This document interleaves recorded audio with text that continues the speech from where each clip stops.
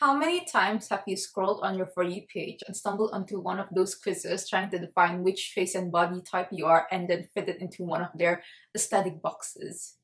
Are you deer pretty, fox pretty, or maybe bunny pretty? Or maybe do you have high visual weight or low visual weight?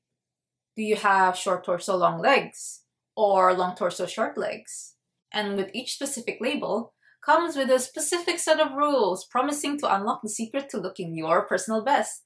Listen, if my For You page keeps feeding me these, it's not my fault I keep taking them. Because anytime one pops up on my For You page, I just can never scroll past them. It's basically a continuation of my BuzzFeed quizzes obsession back in high school. But this time, it's mostly about fashion or makeup instead of which Disney princess are you, according to the food you choose? Although I do love these quizzes, sometimes it does make you wonder, how legit are these typing categories really? Among these quizzes, I found that there are a lot of trending body type systems, which particularly I find the most interesting, because sometimes these systems can get pretty specific. But these body type systems aren't anything particularly new, because even the currently popular Kiwi system, which I will explain later, was created in the 1980s. But I did first discovered about body types back in high school, specifically the fruits or shape system, which honestly are basically the same thing, they just use different names. And a lot of you are probably already familiar with this notorious system. But for those who don't, let me explain. This system typically would include 5 different body types: the pear or triangle shape, the banana or rectangle shape, the round or apple type, the inverted triangle, also sometimes known as the strawberry, and the most coveted hourglass shape, where each type are determined by the ratio proportion of your bust to your waist to your hips. For context, at the time, Kim K's voluptuous curves had taken up with the masses, popularizing that exaggerated Coca-Cola body shape. So, most of the advices given to the body types, other than hourglass, tend to be more about how to balance your body proportion to look more like an hourglass. For example, an inverted triangle should wear more volume on the bottom to balance out their shoulders. Or vice versa, if you're pear shape, you should have more volume on the top to balance out your hips. Regardless, I can't deny its popularity, which was spreading not only through the internet, but was also in a lot of TV shows whenever styling was involved. Although, perhaps part of its popularity was its promise to make each of you look better with a relatively simple method. However, these days there's a more holistic approach towards the body types, or a more accurate term would be the style systems. These systems usually focus more on harmonizing with your unique blend of features rather than correcting your proportions. A more well known example would be the Kiwi system, which has become more popular online over the past few years, but was originally published in the book Metamorphosis by its creator David Kiwi in 1987. When I started learning about it, it wasn't as popular as it is today. And so, with no access to the original book, I went on a tangent and scoured the internet for the limited resources available. But despite the few resources I had, I actually find myself resonating a lot more with the system. This is because the Kiwi system and the fruit shape system uses a vastly different method to determine each category. Unlike the shape fruit system reliance on the bust, waist, and hip ratio, the Kiwi system uses what he calls your yin-yang balance. To briefly explain, your yin-yang balance is where you fall on the yin-yang balance. The yin being a more curved, soft, and elliptical features. Things like rounded shoulders, more pronounced curve, and the yang being the more sharper, narrower, and more elongated features. Usually, this can come as a taller height, sharper jawline, straighter figure, and then your balance would be your mix of such features, which then determines your type, which what he calls your image identity, and where you fall on the spectrum, as each person carries a different balance. The advices for each body type can be summarized as following your yin yang balance. So, for example, if you have more soft and rounded features, then you should wear more soft and rounded garments. Usually, this could be something like a more drapier fabric or a more curved silhouette, and vice versa. If you have a more narrow or angled features, then you could wear something like a sharper shoulder, stiffer fabrics, or straighter lines. Like the Kibi system, more recently popular style systems tend to follow a similar concept. It's no longer about making your body look like the beauty standard. It's about using clothes that are in harmony with your body lines and features. Another example of a similar style system would be Ellie Jean Royden's body matrix, which she actually developed after learning about the Kibi system. It's a relatively simple method where the combination of your body's width, length, and shape determines which body type you are, but also perfectly describes the styling advice you should follow. In her own words from her book, the idea is that you echo the shapes and lines of your body with your clothing. For example, if you have a narrow width, your clothes could be more narrow in its necklines, sleeves, and cuffs. And if you have a more rounded shape, this should be present in the shape, silhouette, or pattern of your clothing. However, instead of harmonizing with your features, let's say you want to focus on the vibes you give off instead and base your style off of that. Then, you also have a variety of options to choose from. There's a system called the Essences by John Kitchener that works similarly to Kibi and uses similar keywords, but do work differently. Notably, the extra two core types, but also the essences tend to focus more on the style that would suit a person rather than the garment's element itself. Another style system that focuses more on the aesthetics that I've read about is called the Kao types. It's a Japanese-based system that focuses more on where on the spectrum of mature and youthful, and curved and straight lines your facial features are, which then determines the vibes you give off and the type of clothing styles that would suit you. Although some may argue that the Essences does a similar method, which honestly makes sense to an extent, because you could argue that your face is one of the most detailed part of your body, and one that is almost always not be covered by clothing. So it would make sense that the energy you give off will be highly dependent on your face. I love how modern style systems tend to prioritize enhancing and harmonizing with features you already have instead of fixing or balancing specific body features, assuming them as flaws. Because growing up, I was conscious and often reminded of my weight, or parts of my body proportions that were less than satisfactory. and I knew many women who were similarly dissatisfied with their body parts, always finding what they thought of as extra body mass on various parts for them to fix.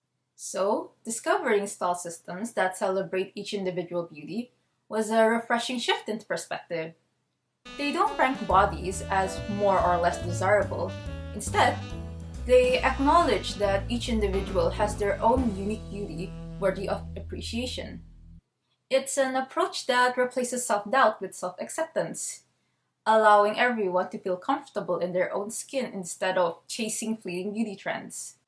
And also, growing up, the conversation about women's bodies that I listen to, whether it's about their own or someone else's, have often carried negative connotations in them, reinforcing this idea that our self worth is tied to external standards. However, the language used surrounding the style systems usually try to avoid bringing in the negativity when talking about specific body parts or body features, or what should be worn to be in harmony with a person. Instead, using a more positive or neutral vocabulary and tone. And so, the way the system breaks down the negative connotations when talking about women's bodies is just so refreshing and mind blowing to me. There's also this sense of neutrality when describing yourself without feeling wrong or demeaning yourself, no matter what the descriptor is. It's not good, but it's not bad either. Your body is not an accumulation of the extra pounds or lack thereof, or the less than ideal proportions. It could be perfect if only one thing was changed. All this wanting to look like others is not worth it. It's way better to find the you that you like the best. It feels especially relevant now from the intense pursuit of beauty, from the pressure of beauty standards from social media, where we've seen the rise of people getting the same procedure to look a certain way and then undoing those procedures to then look another way. So, it's very inspiring to see these systems encouraging people to embrace their existing features. That beauty can come in many forms as it challenges the notion of the ever changing beauty ideals that have occurred over the years. Even though, honestly, this can go so much further than just about looking pretty. But I do understand when women are using these style systems, they're usually aiming to feel pretty. And so I really love how these style systems allow each woman to feel pretty without looking like each other. Instead of saying, Oh, here are some ways for women who look like you can look like whoever's the beauty standard. they say, here are some guidelines for you to discover and appreciate what makes you uniquely you. A sentence from QB's book I would like to mention is that a rose doesn't expend any energy wishing it was a lily. It spent its entire life simply blossoming in the way it was fashioned to be. I think one of the most important things the style systems can teach you is that you can live comfortably in your own skin and appreciate who you are. Because just like the lily and the rose, one isn't better than the other. They're just living, simply being who they are. They just is. The knowledge of knowing what suits your body is such a great foundation for women to start mindfully curating a wardrobe whose contents they would easily reach for, thus getting rid of those I have no clothes days. Figuring out what you feel looks good on yourself is definitely a time saver because not only you would spend less time choosing outfits, but you're also spending less time shopping, whether it's deciding whether or not you want to try the outfit on to see if you like them, or deciding if it's even worth getting it. When you shop more mindfully with your set preference in mind, it makes you more picky and fussy about the clothing that you'd want to add to your collection. Because then you're able to decide whether or not you would actually wear the clothing that you're thinking of getting, or are there any other reasons why you want to get it? Are you maybe looking for external validation because it's trending? Or maybe you just like how it looks on the hanger even though you haven't tried it. Or perhaps you did try it on, but you aren't sure whether or not you like it on yourself. But it just looks so pretty on the hanger, you just had to get it. But even then, sometimes you try something and it looks really good in the dressing room, but once you get home, it doesn't look as good. For example, there are certain cuts and silhouettes of clothing that I really like looking on the hanger. It doesn't have to be silhouettes or just any detail. I know that I really like looking on the hanger, but I am definitely sure for a fact I will not like when I wear it on myself. And so, what I do is that I completely ignore them instead of wasting the time. That I will use to debate whether or not is it worth it. The money wasted because I end up getting it. The time wasted because then I realize I am not wearing this because I don't like how it looks on myself. And then also the time wasted returning the item. So, as pretty as it is, and as much as I like looking at it on the hanger, I am just going to ignore it. So instead, I will be minimizing my purchase regrets and my time wasted on things that I know I will not like. To be honest, you could even save even more time and money if instead of shopping for new clothes, you just focus what you already have. You already have a variety of options to choose from in your wardrobe. All that's left to do is just finding a new way to restyle them. This could be something like layering a fitted top on top of a looser top to get that fitted look if that's what you're looking for. Or on the other hand, you could layer a boxier jacket on a fitted top to create a boxier look if that's what you're looking for. Or you could even enlist the help of accessories like using a belt for a more fitted look, or using pins and hair ties to create texture in your garments, which I've been seeing a lot on TikTok. But honestly, if you have the time and money, then alterations are a really good way, whether you do it yourself or you pay someone else to do it, to transform your clothes that you previously rarely worn into something that you'd want to wear all the time. On that note, having that solid foundation of knowing what is in balance with our own features help ground us so we don't get swept away by ever-changing trends, chasing after the most sought-out look of the season. Because then, we'd have a solid preference to lean on. Ellie Jean Royden mentioned in her book that during her teen years, she had amassed herself a wardrobe full of clothing and clashing styles, to which I'm sure a lot of you can relate to, myself included.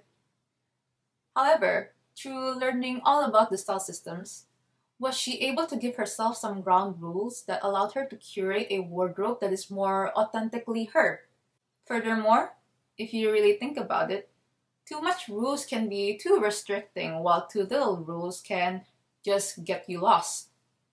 For example, if someone asked you to draw on a piece of paper, you'd probably have more ideas on what to draw if they gave you some sort of theme instead of just telling you to draw whatever. As is the case, it's easier to create something when there's a prompt rather than creating something out of nothing.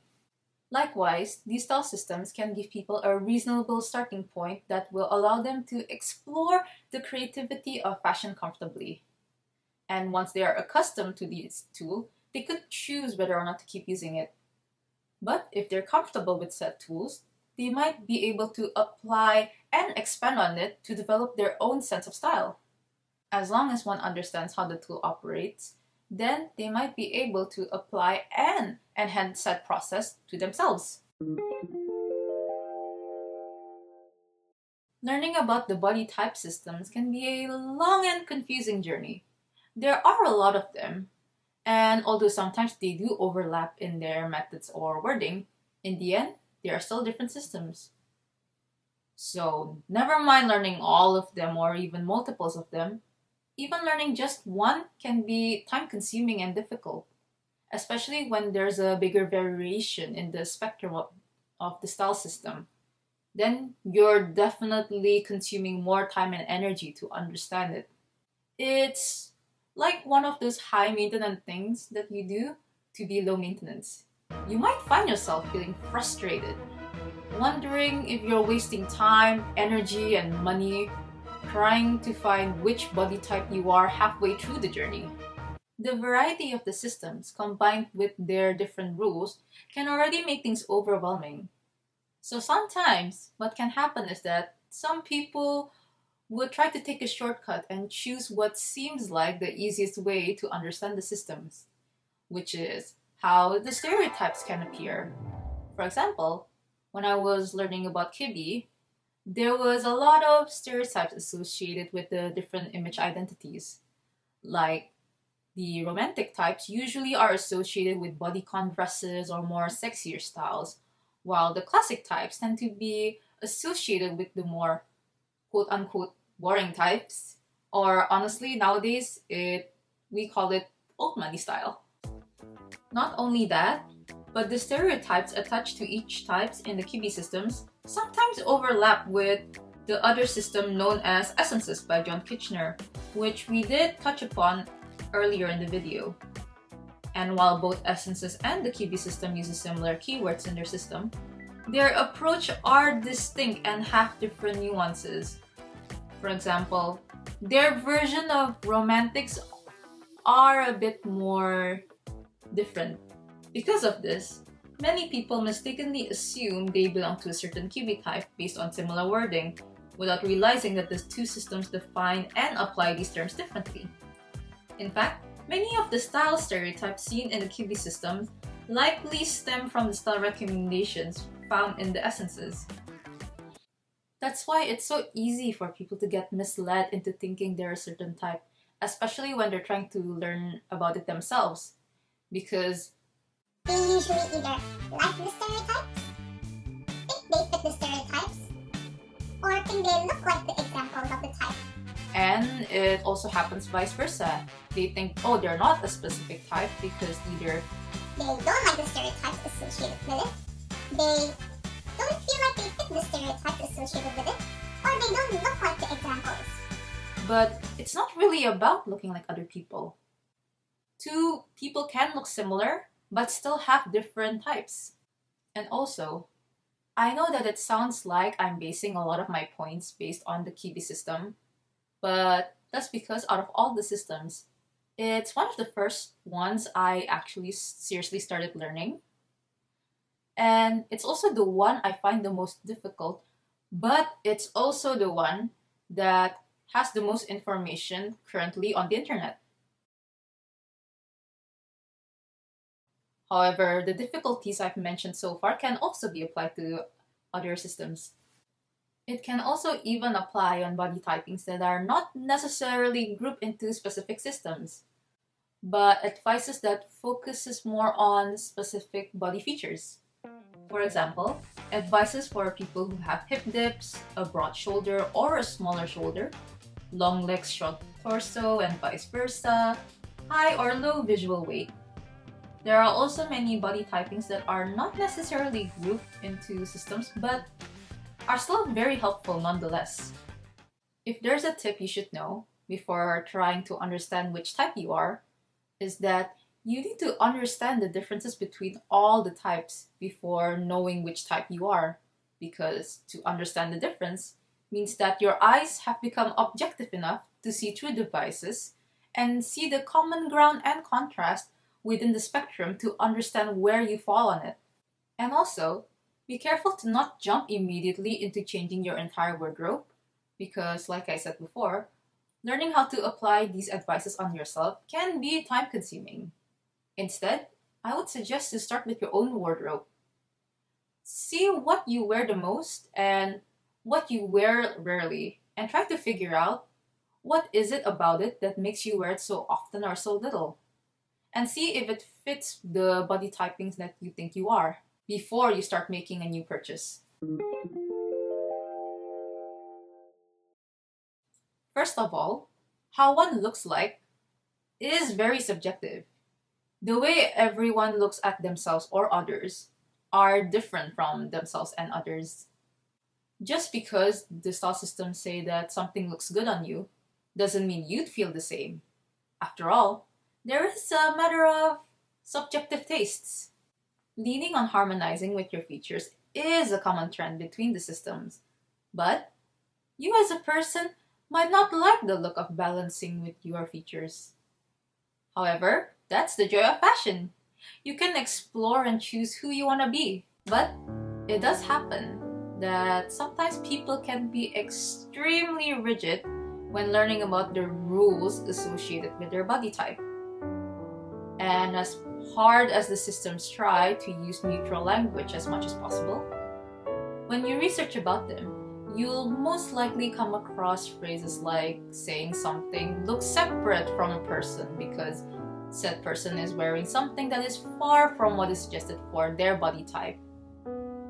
Unfortunately, even the most well-intentioned of phrases can be boiled down as it fits you or it doesn't fit you by those who are listening.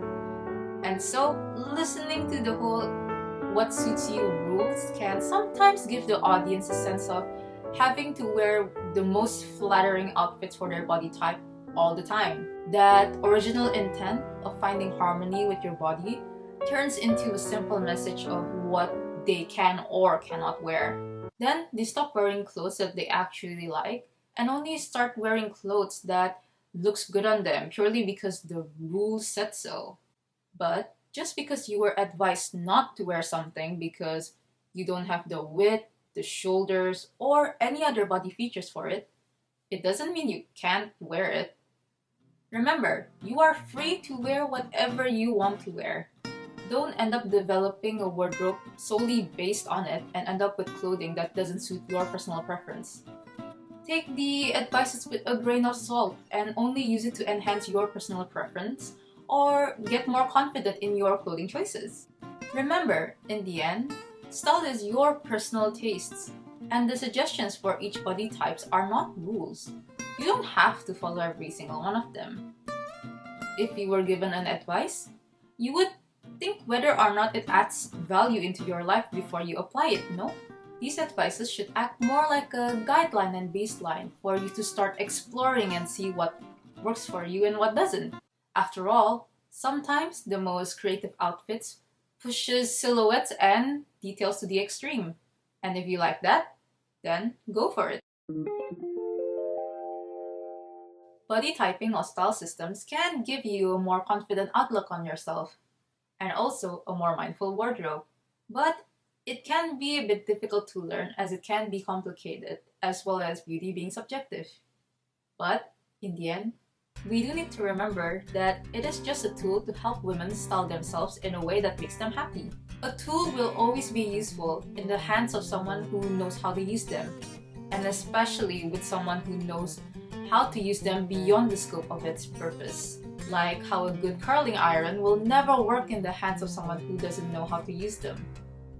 But a cheap curling iron will always work in the hands of someone who does. After all, harnessing the potential of knowledge is a skill. But first, in order to do that, I would like to explain how I would approach the body typing and style systems again if I, let's say, got amnesia and I had to relearn everything all over again. First of all, gather all the basic explanations of different style systems, but be careful not to assign any negative biases to the language being used, as usually that can be a mistake people end up falling for. To do this, you need to erase as much negative bias as you can surrounding the descriptive words being used in the system. For me, this will usually be the unpleasant feeling I get when being described as brown or wide, which I've seen pretty often. But unlike my biases, is not usually linked to weight. Your past experiences might make it difficult for you to do this, but I definitely think it's an important step to take before any attempts of developing your own sartorial sense or preferences. After that, you need to decide one or two systems to focus on. You could do this by prioritizing either a focus on the garment's specific elements and features, like the silhouette cut or detail, harmonizing with your specific features, or you can focus on the vibe you can create from the outfit, or even how much effort you'd want to put into this journey. After all, not everyone has the time to put as much energy into such an endeavor, or perhaps you just have a different purpose. You could be using the style systems purely to look polished and neat without much thought. Or you could be on the journey of creating your own personal style. Either way, the style systems can be useful. There are many wonderful, more extensive systems for people who enjoy learning about the different components of how different garment elements can affect the way people's different bodies look. For this type of a more complicated system, I would look at the examples and see if you like how the style systems choose to style their types. On the other hand, there are just as many systems for people who want it less complicated. Or sometimes it's not a system at all. Like I mentioned before, it can be advices for visual weight, torso legs ratio, or any other specific body ratio. But there are also relatively simple systems like Eugene Royden's body matrix. But whatever system you choose to pursue, I would suggest not to just see the words themselves and immediately deciding which type you are, because your own view might contain biases that would make you use the words differently to how the systems are using the descriptive words. Before that, thoroughly learn how the descriptive words the system choose to use would manifest in a human body. Usually, you can do this by examining the examples that they give you. Then, once you gain somewhat of an objectivity, and I say somewhat because no one can truly be objective, then you can reevaluate yourself again and see which category you fall into. Once again, I would like to remind you that using the style system should stop as a guideline, not as a rulebook. Fashion isn't school where you have to adhere to the rules or there will be serious consequences. You can color outside the box. Putting yourself into a fitted box should not be the reason why you end up using these style systems. Instead, it should just be giving you the beginning pushes for you to start finding out what you like to wear on yourself. On top of a system, I would suggest to find your body focus points, especially if you have chosen a more vibe-based systems. So what I mean by body focus points are the parts of your body that are a priority to consider when assembling your outfits or picking out clothes, whether they are features you want to show off or ones you'd like to minimize. For example, I tend to balance the proportion of my wider shoulder by adding more details, texture, or width to my skirts or trousers, or making sure the cinch in waist is visible, which I know can seem shallow, but as humans, I know there will be a lot of you who are dissatisfied and want to use fashion to help with that, and that's okay. Having a little insecurity is valid, and if balancing out your proportions will help you feel more confident, or even just more comfortable in your daily life, then I'd say just do it. But I don't want you to just suddenly try to find flaws in yourselves. Instead, I would like you to try to find your body proportions or features that you actually like and try to show it off. And I know I said I like to balance out the proportions of my shoulders, but it doesn't mean I hate them. It's just that I generally try to make sure that I don't accidentally dramatize the proportions even more. Because even if I do try to balance out my shoulders, sometimes I still look like an inverted triangle, and that's okay. But I do find that certain outfits do make my shoulders look more comically large, and that's what I generally tend to avoid. But no shame for the people who like them though. And just because I don't like it, doesn't mean it doesn't look good. After all, there's a reason shoulder pads and oversized blazers was trending in the 80s and the past couple of years. In the end, all that really matters is just your personal preference, whatever it may be and however it may form, as long as you like it. But the biggest value I would say that you could learn from the systems is about learning to create effects on your body through clothing, and what kind of effects that different clothing elements will have on your specific body and features. For example, I find that harmonizing or balancing your outfits with your specific features is not really about finding what flatters the most on you, but instead, it's more about what looks the most neutral on you. That's why it's so easy to make outfits with, because nothing stands out or is out of place. You don't necessarily have to follow it to a T as long as you understand the certain kind of effects that different silhouettes, details, or cuts, etc. will have on you. Because then you can just create outfits however you want to look like. Once you figure out what looks the most neutral with your features, that's when you can discover what kind of effects you would like to create through your clothing and how to achieve those effects in your appearance. And once you know what gives what effects to your appearance, that's when you can decide whether to keep your natural vibe or use contrast instead of harmony to create the energy or vibe you would like to put out in the world. For example, being of a more softer feature and frame, I tend to give off a gentler, kinder vibe, but I can make myself look sharper to look more intimidating, perhaps to be taken more seriously or avoid people who target people who seem easy. And I can do this by adding a bit of sharpness to specific features to change my natural balance. I could do like sharper makeup, clothes, or hair. But the key is, I can't change from my natural balance too much.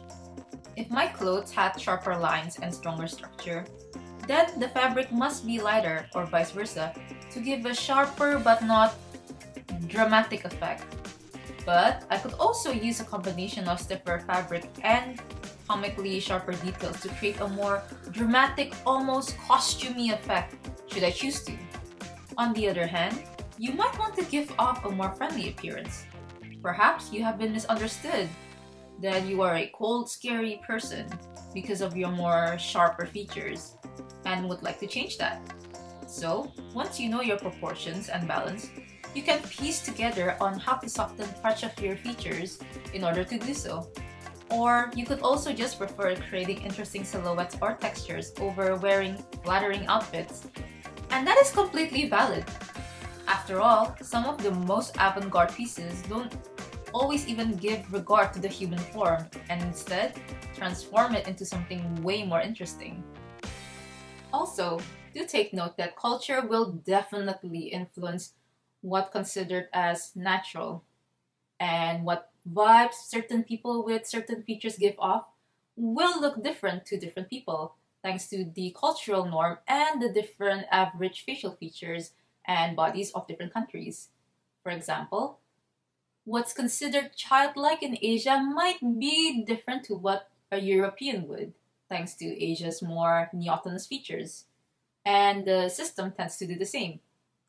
And so, depending on where the system came from, they most likely would give different advices based on the sartorial norm on the location they are based on. All in all, body typing and style systems should be seen as tools that can help refine and express your personal style by finding the right combination of balance that you like on yourself, not as rigid rules that confine you. And while they can offer valuable insight on how different garment elements interact with your features, in the end, the purpose of wearing clothes, other than functional purposes, should be to make you feel comfortable in your own skin and putting out the energy that you'd want to put out in the world, showing who you are and who you want to be. And by understanding how garment shapes your overall look, you gain the freedom to make intentional choices, whether it's enhancing, balancing, or completely redefining your proportions. So, take what serves you, leave what doesn't, and remember, the best style is the one that makes you feel like the best version of yourself.